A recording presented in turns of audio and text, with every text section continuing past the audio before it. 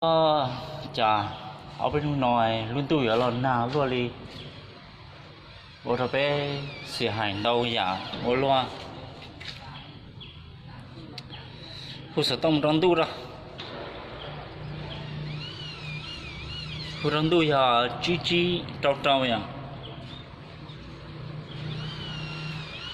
alo, để nó bây giờ tu ra, chà, ở nó có để cho tu lần nào luôn, cho bé chẳng thành tua chống thế vắt chơi là xỉa hại thế lia teo thế nó là bùa tà đi. Ồ,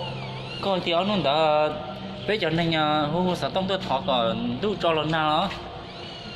Ồ, ấy có thể cho nó lo cái bé cho để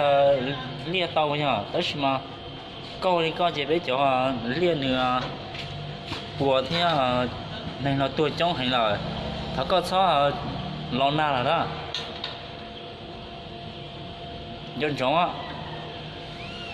Sao cho đứa lo nào lo lại lúc bây giờ này nhau đi tế nó thế à.